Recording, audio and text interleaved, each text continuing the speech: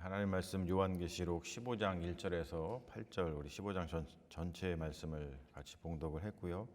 우리 말씀 가지고 통치자들의 교과서라고 하는 제목으로 하나님 말씀 증거하겠습니다. 성경을 보면은 로마 제국에 대한 바울과 요한의 이해가 조금 다른 것을 볼 수가 있습니다. 우리가 기본적으로 신약 성경은 로마 제국 시대에 쓰여졌는데 그러다 보니까 모든 성경에는 어떤 로마 제국에 대한 이야기가 나오죠. 로마서 13장을 보면은 사도 바울은 로마의 통치자는 하나님의 사역자라고 하는 이야기를 합니다. 그래서 뭐냐면 우리 삶이 평안하려면 그 통치자들에게 순종해라 이런 이야기를 하죠. 그런데 그와 사뭇 다르게 요한계시록 13장을 보면은 로마의 황제를 갖다가 짐승이라고 표현을 합니다. 그게 요한의 로마에 대한 인식이었어요. 왜 이렇게 같은 성경에서 그 로마 제국에 대한 그 인식의 차이가 나냐면 서로 다른 시대적 경험과 인식 차이에서 비롯된 그 기록이기 때문에 그렇습니다. 그 인식을 가르는 그리고 또 경험에 대한 그 역사적 사건이 뭐냐면 기원 후에 그러니까 70년 AD 70년에 유대 전쟁이 일어나죠. 유대 전쟁은 딴 게 아니고 로마 제국이 와서 유대 예루살렘 성전 그리고 성벽 이걸 다 허물어뜨리고 그 유대인들을 대학살한 사건입니다. 바울은 바로 이 유대 전쟁 이전에 순교를 해서 유대 전쟁을 경험하지 않았어요. 그런데 요한은 유대 전쟁을 경험했습니다. 그러니까 그 참혹한 유대 전쟁을 경험한 요한은 바울보다 그 로마 제국의 실상을 사실은 더 적나라하게 경험을 했던 거죠. 그러다 보니까 사도 바울의 로마서에서는 로마 제국에 대해서 막 이렇게 요한처럼 이야기하지 않고 그 통치자들에게 순종해라 이렇게 좀 이야기하는 것이고, 요한은 그 극악무도한 어떠한 경험을 했기 때문에 로마의 황제 또는 로마 체제에 대해서 짐승이다 이렇게 표현을 하고 있는 것이죠. 우리 시대의 경험을 한번 살펴보면은 우리도 이제 일제 강점기 그리고 또 한국 전쟁 그리고 또 한국의 어떤 정치적인 그 독재 그런 것들을 경험한 세대하고 그리고 현 세대 그런 것들을 좀 경험을 해보지 못한 현 세대들 간의 차이가 당연히 존재를 합니다.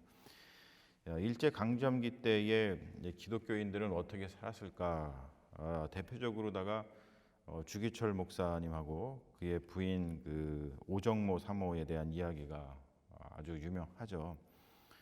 일제의 신사참배 강요에 못 이겨서 이 한국 교회들이 굴복하고 신사참배를 할 때에 평양의 산정현교회라고 아주 유명한 교회입니다. 거기에 담임 목사였던 주기철 목사는 신사참배를 우상숭배로 규정하고 그리고 그것을 규탄하고 거부하다가 투옥을 당합니다. 주기철 목사가 신사참배를 끝까지 거부하면서 그러니까 옥에서 죽는데 옥사할 수 있었던 그 이유, 우리가 이걸 순교라고 표현을 하죠.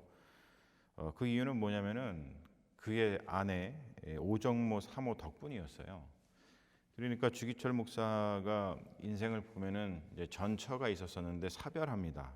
전 사모님이 이제 죽어요, 돌아가세요. 그리고 이제 주기철 목사와 평소에 잘 알고 지내오던 이 오정모라고 하는 그 여인이 있었었는데 주기철 목사를 동정하고 그리고 사랑해서 결혼을 합니다.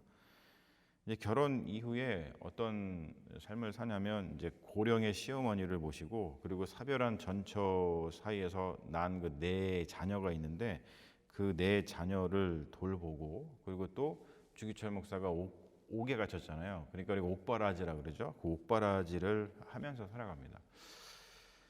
그야말로 이 오정모 사모의 삶은 좀 고난의 길이었어요. 근데 이런 걸 보면서 참 이런 게 사랑의 힘인가 그런 생각이 들 정도로다가 그렇게 살았습니다. 그런데 어떤 일이 있었냐면은 일본 경찰이 이제 주기철 목사의 아내 이 오정모 사모를 회유를 합니다. 주기철 목사가 이제 신사참배를 막 비판을 하고 그리고 신사참배를 하지 않고 그러다가 이제 옥에 갇힌 건데 신사참배를 이제 비판하지 않고 사람들이 신사참배를 그냥 편하게 할 수 있도록 이렇게 그냥 조용히만 있어만 준다면 그렇게 해서 그렇게 한다면 석방을 해주겠다 뭐 그런 회유였어요. 그 이후에 이제 오정모 사모가 주기철 목사를 면회합니다. 그런데 이렇게 말을 했다고 하죠. 교회와 집안은 모두 평안합니다. 이 오정모 사모가 평안도 사람이었으니까 아마 평안도 사투리를 했겠죠. 뭐 교회와 집안은 모두 평안합니다. 뭐 이렇게 얘기했겠죠. 아무튼 어머니도 건강하게 잘 지내고 있고 그리고 모두 당신을 위해서 기도하고 있습니다. 그러니까 믿음을 잃지 말고 승리하십시오. 이렇게 얘기했다 그래요. 그러니까 한마디로 뭘까요? 끝까지 당신의 신념, 당신의 믿음을 지키라. 뭐 그런 말이었습니다. 자, 그렇게 주기철 목사님은 1944년 4월 21일 평양의 형무소에서 숨을 거둡니다.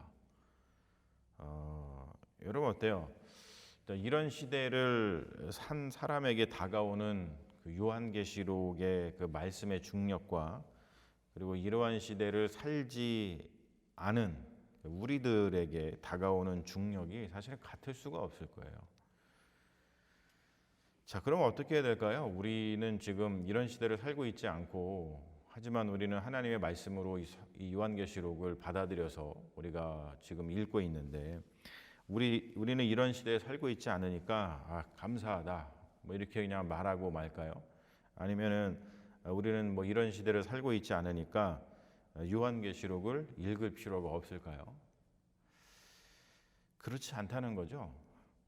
누구든지 사실은 부지불식간에 이렇게 힘들고 어려운 시대에 살아가는 그 비참한 인생으로 전락을 할 수가 있습니다. 어떻게 그런 일이 벌어지냐면 통치자들이 오판을 해서 나라를 망칠 때 그런 일이 사실 벌어집니다. 여러분 실제로 한국도 작년 12월 3일 날 그러한 비참한 인생으로 전락할 뻔했죠. 그리고 지금 그 전모가 낱낱이 밝혀지고 있는 중입니다. 그러므로 우리가 요한계시록을 지금 이 시대에 읽어야 하는 이유는 너무도 사실 분명합니다.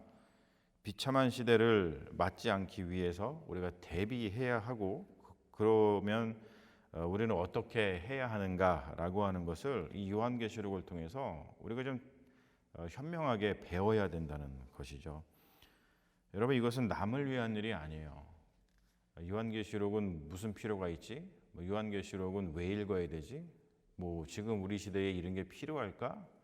라고 하면서 사실은 요한계시록이 성경 중에서도 특히 신약 성경 중에서 가장 안 읽히는 성경이죠.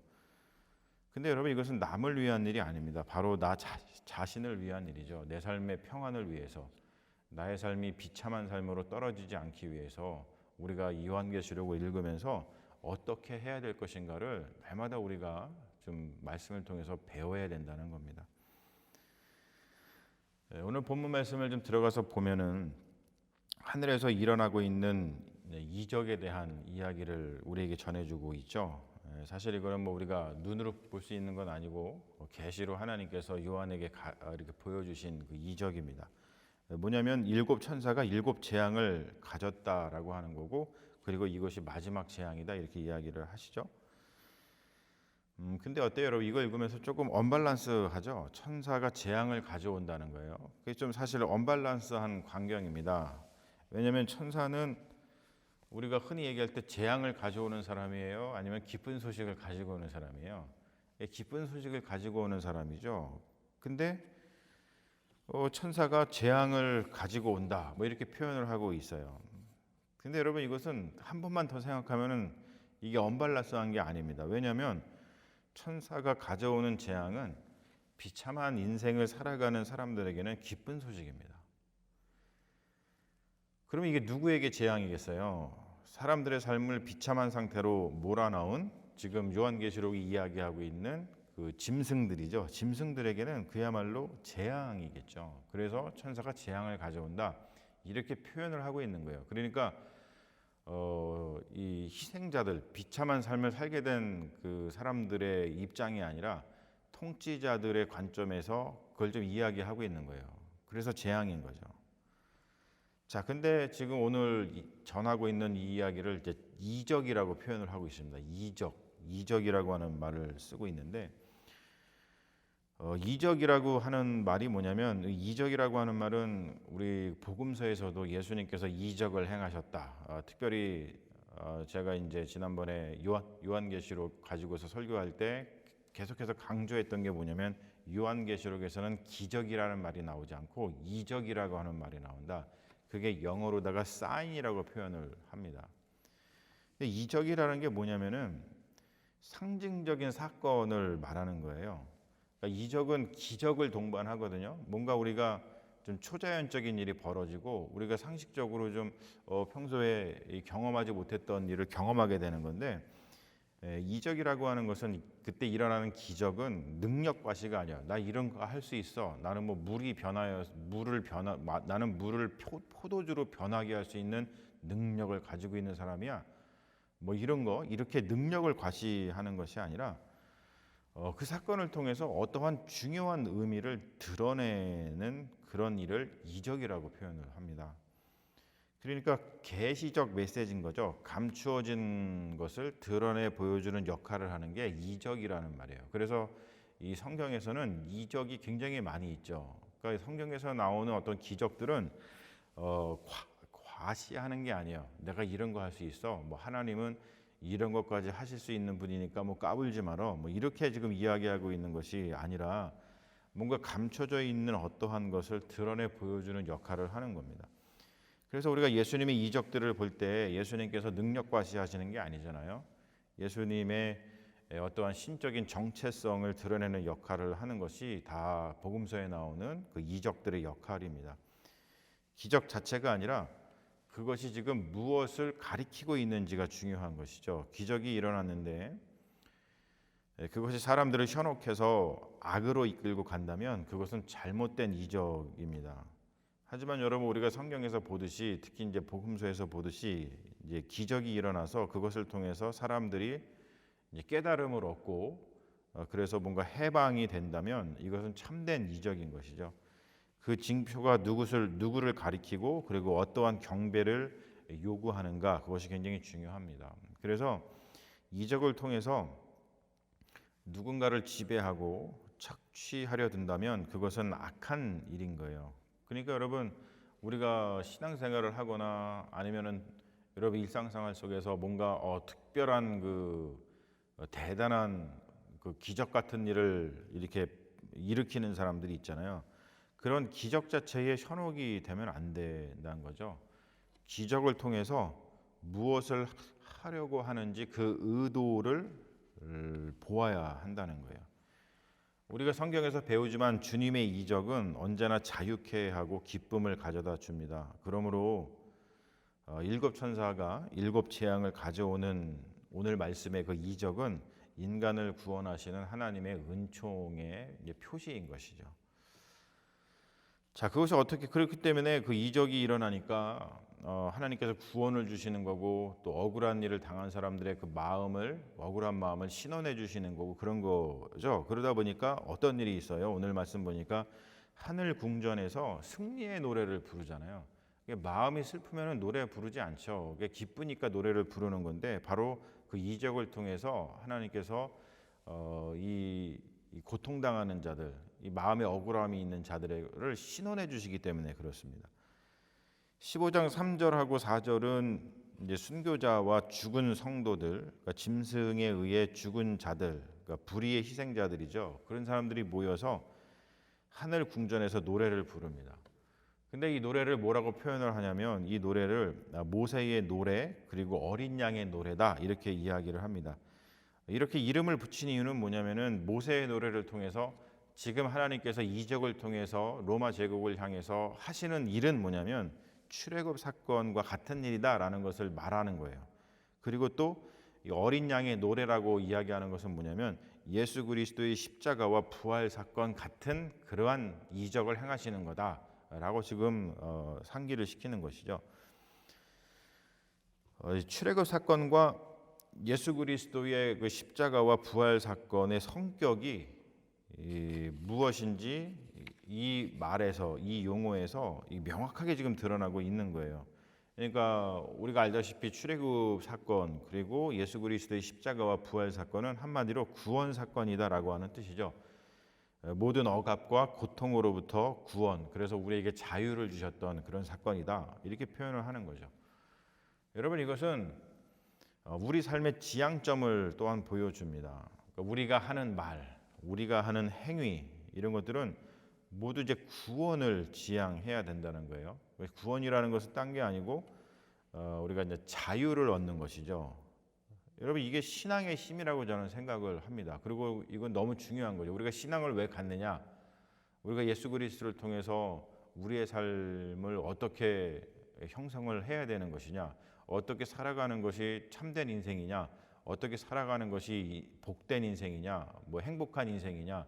이런 것들 우리가 물었을 때에 우리가 예수님을 믿고 교회를 다니면서 또 기독교 신앙을 가지면서 우리의 삶의 지향점을 여기서 우리가 볼 수 있다는 것이죠. 신앙의 힘은 바로 여기에 있습니다. 이게 신앙의 힘이고, 이것이 어떠한 우리 삶의 의미이고, 이것이 우리가 신앙을 가진 것의 기쁨이고, 그리고 우리가 신앙을 가진 것의 실제적인 유익이라고 하는 것이죠.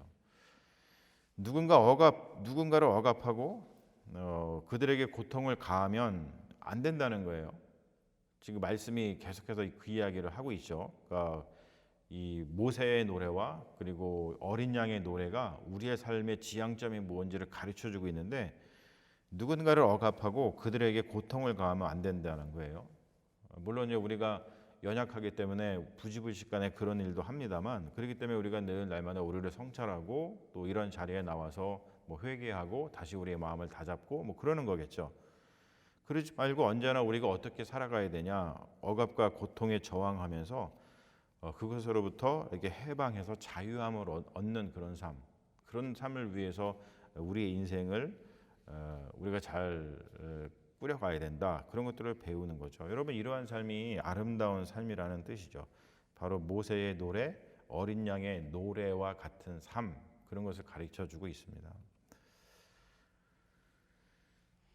요한계시록을 보면은 그 묵시라는 게 그래요, 여러분. 묵시는 현실에서는 사람들이 잘 긴가민가한 이야기를 아주 그 영화 한 편을 보여주듯이, 아니면은 사진 하나를 보여주듯이 뭐가 진리고 뭐가 거짓인지, 또는 뭐가 선이고 뭐가 악인지를 뚜렷하게 보여줍니다. 그게 묵시의 역할이에요. 사실 그렇잖아요. 지금 우리 현실에서 뭐가 악이고 뭐가 선인지 우리가 사실 구분이 잘 안 가요. 그렇잖아요. 뭐 어떤 정치적으로도 봤을 때 어떠한 지도자가 이게 보면은 너무 악한 것 같고 이건 아닌 것 같은데, 그래서 뭔가 좀 이건 아닌 거 아닌가? 우리가 그런 의심을 품지만, 또 어떤 사람들은 그 사람을 엄청 좋아하고 지지하고 막 그러잖아요. 그러니까 현실에서는 그게 잘 구분이 안 갑니다. 뭐가 선이고 뭐가 악인지, 누가 악한 지도자고 누가 선한 지도자인지 우리가 사실 잘 알 수가 없어요. 근데 이 묵시 문학이라고 하는 것은 뭐냐면 메시지를 분명하게 보여주는 거예요. 그러니까 뭐가 선이고 뭐가 악인지 그것을 명확하게 보여주죠. 그래서 요한계시록도 묵시 문학이기 때문에 요한계시록의 메시지는 굉장히 분명합니다. 뭐예요? 짐승들은 심판받는다는 거예요. 그리고 짐승들은 하나님의 진노를 피할 수 없다는 거예요. 그리고 짐승들은 일곱 천사가 퍼붓는 재앙에서 피할 수 없다라는 것을 지금 이야기하고 있죠. 자, 짐승들은 지금 요한계시록에서 이게 이제 메타포잖아요. 이게 은유잖아요. 은유. 짐승들은 뭐냐면 통치자들하고, 통치자들이 그냥 통치자들이 아니라 억압하고 자유를 빼앗는 통치자들인 거예요. 그러니까 악한 통치자들이죠. 악한 통치자들과 그리고 그 악한 일을 행하는 그 통치자들에게 부역하는 자들을 가리켜서 짐승이다, 이렇게 표현을 하고 있다는 거죠. 자, 우리가 사는 세상은 종말이죠. 종말. 하나님 나라가 임하는 날, 이 종말이 오기 전에는 이 국가라고 하는 삶의 형태를 벗어날 수 없습니다. 여러분, 그게 우리의 운명이에요. 그래서 이 정치라고 하는 것이 우리 인간에게 굉장히 사실 이제 중요하죠. 이 정치라는 것은 이 국가를 다루는 어떤 학문이잖아요. 국가라는 삶의 형태를 벗어날 수 없고, 그렇기 때문에 그 말은 뭐냐면은 우리가 살아가는 동안은 이 인류 역사, 인류가 존속하는 동안은 어떤 일이 있을 거냐면 세상 끝날까지 어떤 일이 있을 거냐면 통치자하고 어떤 피지배자의 구조, 그러니까 지배와 피지배의 어떤 구조에서 벗어날 수 없다는 뜻이에요. 누군가는 통치를 할 것이고 누군가는 그 통치를 받을 것이라는 거죠. 그러니까 이 세상은 끝날까지 이 통치자와 피지배자의 어떤 갈등 구조. 그러니까 지금은 이제 통치자를 갖다가 이렇게 정부라고 표현을 하고 있죠. government. 그리고 피지배자를 국민이라고 이야기를 합니다. 그러니까 정부와 국민 사이에는 아주 미묘한 어떤 내전 상태에 우리가 살고 있습니다. 그것이 이 세상 끝날까지 우리 인간이 존재하는 한 이 구조는 거의 바뀌지 않을 거예요. 우리가 지금 민주주의를 실행하고 있고 우리가 민주주의 사회를 살고 있다고 하는데, 민주주의라고 하는 것은 스스로 통치하는 거거든요, 사실. 그런데 우리가 지금 이 사용하는 민주주의는 대의 민주주의라고 얘기를 하죠. 그래서 대리자를 통해서 스스로의 통치를 구현을 하고 있어요. 그러니까 민주주의는 스스로가 스스로의 삶을 통치하는 겁니다. 그러니까 국민이 나라를 통치하는 것이죠. 그런데 전체 이렇게 직접 민주주의가 잘 되지 않고 너무나 이제 거대하고 사람이 많다 보니까 그게 안 되고, 그래서 우리가 그 선택한 것이 뭐냐면 대리자를 통해서 간접적으로 스스로 통치하는 것을 구현을 하고 있습니다. 여러분, 이러한 구조에서 사실 벗어나기가 쉽지 않아요. 그러면 우리가 고민해야 될 것이 뭐냐면은 이 갈등 구조를 아까 얘기했죠. 이 정부라고 하는 것과 국민이라고 하는 것이 이렇게 내전 상태에 있는 거예요. 이게 서로 이렇게 갈등 관계인, 언제나 팽팽한 긴장 관계에 있잖아요. 이러한 갈등 구조를 최대한 평화롭게 지키는 방법이 무엇일까를 우리가 사실 엄청나게 고민을 해야 된다고 하는 겁니다. 자, 그러면 이 갈등 구조를 최대한 평화롭게 지키는 방법이 무엇일까? 그것을 우리는 요한계시록에서 분명하게 배운다는 것이죠. 통치자의 본분이 무엇인지를 날마다 숙고해야 된다는 거예요. 그리고 국민, 피지배자는 통치자, 정부를 계속해서 감시하고, 그리고 그들이 어떻게 통치해야 하는지, 또 어떻게 통치해야만 국민이 행복한지, 그것을 우리 국민들이 이 정부에게 계속 지침을 주고 말해 주어야 된다는 거예요. 그러니까 한마디로 얘기해서 통치를 통치자들에게 맡겨놓으면 안 된다는 거예요. 그러니까 지금 국민들이 정부한테 모든 것을 다 그냥 맡겨놓고 알아서 하겠지, 이렇게 하면 안 된다는 것이죠.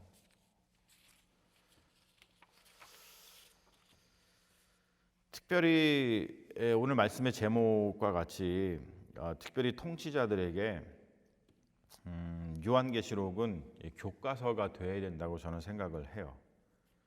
그러니까 요한계시록이 지금 이 기독교의 어떠한 성경, 그리고 어떤 종교 문서로다가 우리가 알고 있지만, 이 요한계시록은 단순히 종교 문서가 아니라 일반 교양서가 되어야 된다고 생각합니다. 여러분, 이렇게 요한계시록이 종교 문서가 아니라 일반 교양서가 되게 하는 것은 교회가 어떻게 역할을 잘 감당하느냐에 달려 있어요.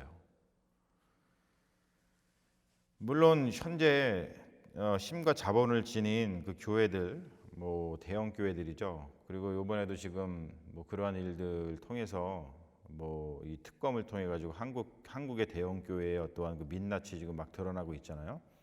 그래서 이 대형 교회들이 우리가 이단이라고 여기는 신천지, 그리고 사입이라고 이야기하는 통일교하고 별반 다르지 않은 일들을 해서 지금 특검이 뭐 이렇게 조사하고 뭐 하고 있잖아요. 수사를 하고 있잖아요.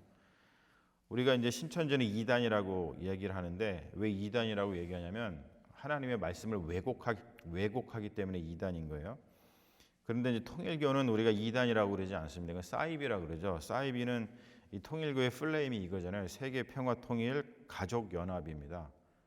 그러니까 이 통일교가 되게 재밌는 게 뭐냐면 세상의 평화를 이루는 게 되게 중요한데 그 평화를 이루려면은 가족을 잘 꾸려야 된다 그거예요. 그래서 가족을 꾸릴 때 한 민족끼리만 가족을 꾸리면 안 되고 민족과 민족이 섞여서 이게 가정을 꾸리면은 세계 평화가 온다. 뭐 이렇게 이야기를 하는 거예요.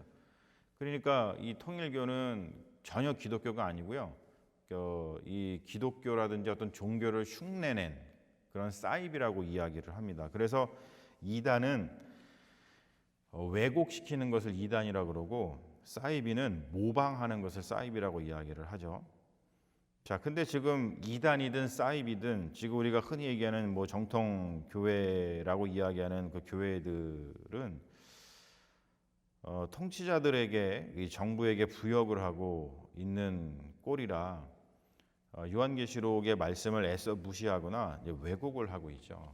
그래서 교회에서 아예 요한계시록을 설교하지 않습니다. 그리고 하더라도 요한계시록을 설교하더라도 이제 부분적인 것만 떼서 자신들에게 유리한 해석을 덧붙여서 할 뿐이죠. 그러니까 대표적으로 어떤 말씀만 주로 요한계시록에서 이야기를 하냐면 요한계시록 21장의 말씀을 통해서 하나님께서 뭐 우리의 모든 눈물을 씻어 주신다라고 하는 이렇게 감성적인 설교를 하고 맙니다. 아니면은 이제 교회를 좀 통솔하기 위해서 요한계시록 2장과 3장에 나오는 소아시아의 7교회 이야기를 하면서 신앙의 열심을 가져라. 뭐 거기 나오는 중요한 말 있죠. 뭐 미지근한 신앙, 뭐 이런 거, 뭐 뜨거운 신앙 이런 얘기를 하는데 미지근한 신앙을 질타하고 뜨거운 신앙을 가져라라고 하면서 닥달하는데 그 본문을 쓰고 말 뿐입니다. 이게 현재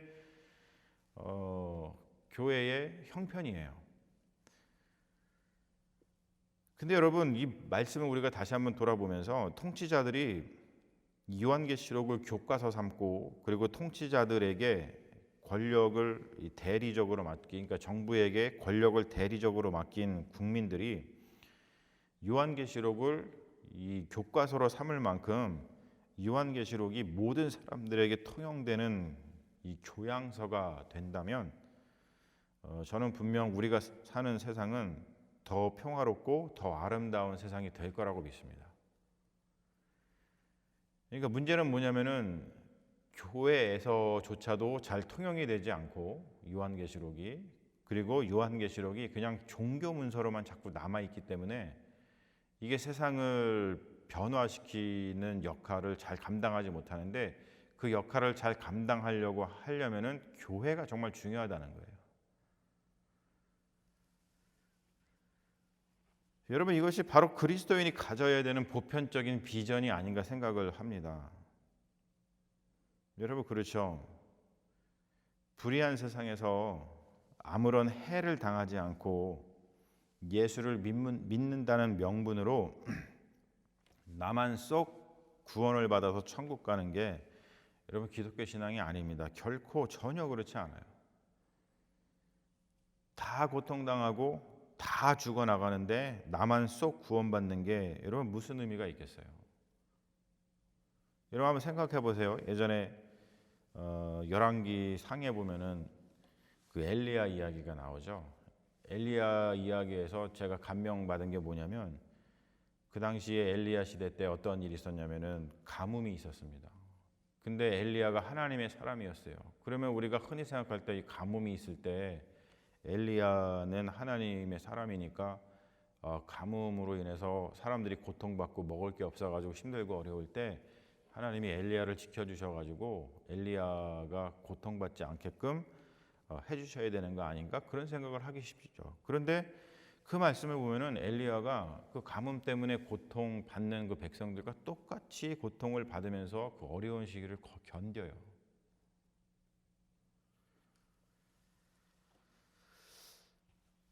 그러니까 지금도 마찬가지죠, 여러분. 우리의 삶이 사실은 지금 다 어려운 시절을 보내고 있어요. 어려운 시절을 보내고 있습니다. 그러니까 우리가 신앙을 갖는다는 것은 이 어려움을 당하고 있을 때 다른 사람 막 다 어렵고 힘든데 나만 쏙 구원받아가지고 나는 어렵지 않아. 하나님은 나를 특별히 사랑하시는 것 같아. 이러한 삶을 사는 것이 그게 구원이 아니고 지금 어려운 시대에 고통당하고 있는 자들과 함께 똑같이 고통을 당하면서 그럼에도 불구하고 하나님의 선하심을 믿고 하나님께서 이 어려움을 지나게 해주실 거고 잘 견뎌서 더 좋은 삶으로 나를 이끌어 주실 거라는 것을 믿고 그리고 고통받는 사람들과 함께 손에 손을 잡고서 서로의 힘든 어깨를 두드려 주고 그리고 서로의 눈물을 닦아주면서 같이 나아가는 것, 여러분 그게 신앙이겠죠. 기독교 신앙의 위대함은 불의한 세상에 맞서서 그 불의한 세상을 하나님의 정의와 아름다움으로 조금씩 채워나가는 그러한 즐거움에 있습니다.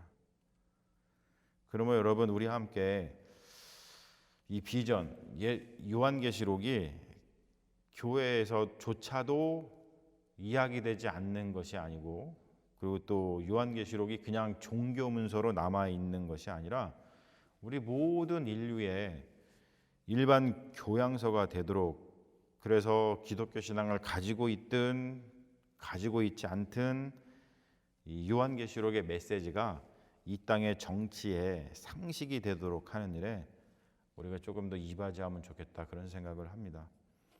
여러분 우리가 어려운 시절을 지나고 있지만 우리 하나님께서 우리와 함께 하실 것이고 우리가 이 말씀을 붙들고서 나아간다면 하나님께서 우리의 삶을 조금씩 즐거움으로 변화시켜 주실 거라고 믿습니다. 그러니 사랑하는 여러분, 우리가 요한계시록이 우리에게 주는 이 정말 위대한 정말 놀라운 이 메시지를 마음속에 품고 내가 이 놀라운 일에 동참하도록 부름받은 하나님의 자녀구나라는 것을 다시 한번 좀 자랑스럽게 생각하면서 또 뿌듯하게 생각하면서 우리 삶에 닥치는 여러 가지 삶의 어렵고 힘든 문제를 잘 이겨나가는 믿음의 자녀들 되시기를 주님의 이름으로 축원합니다.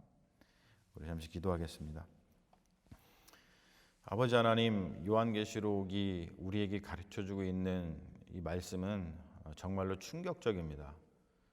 그리고 너무나 놀랍습니다. 너무나 위대하고 너무나 아름다운 하나님의 말씀입니다. 그리고 우리가 삶에서 경험하고 있는 여러 가지 힘들고 어려운 이 고통스러운 삶의 현실을 바로잡을 수 있고 또 돌파해 나갈 수 있는 하나님의 능력의 말씀입니다. 그런데 우리가 오늘 이야기 나눈 것처럼 이 말씀이 제대로 교회에서 작동하지 않을 뿐만 아니고 이것이 세상 사람들에게 전해지는 어떠한 일반 교양이 되지 않고 그냥 종교적인 그리고 종교적인 교회에서도 보지 않는 그런 말씀으로 구석에 갇혀 있어서 우리의 세상은 하나님의 말씀으로 다시 새로워지기 힘든 그런 세상을 살고 있습니다. 아버지 하나님, 우리가 이것을 알았다면 다시 한번 우리가 이것을 위해서 힘을 낼 수 있도록 인도하여 주시옵소서. 그래서 무엇보다 이 하나님의 말씀을 통해서 이 요한계시록의 말씀을 통해서 지금 내가 경험하고 있는 그 삶의 어려움들을 잘 이겨내게 하여 주시고 그것에서 더 나아가서 이 말씀이 우리가 살아가는 이 세상의 상식이 되도록 하셔서 우리가 살고 있는 이 세상이 좀 더 아름다운 세상, 평화로운 세상으로 변화가는데 이 요한계시록이 하나님의 말씀이 능력이 드러날 수 있도록 우리를 통하여서 역사하여 주시옵시고 우리가 그 일을 해나가는 데에 하나님의 좋은 일꾼이 될 수 있도록 역사하여 주시옵소서. 주님께서 우리에게 날마다 말씀으로 위로해 주시고 우리 삶에 닥친 모든 힘들고 어려운 일들을 하나님의 말씀으로 능히 이겨낼 수 있는 믿음을 더해 주실 줄로 믿으며 우리를 구원하신 우리 주 예수 그리스도의 이름 받들어 간절히 기도합니다. 아멘.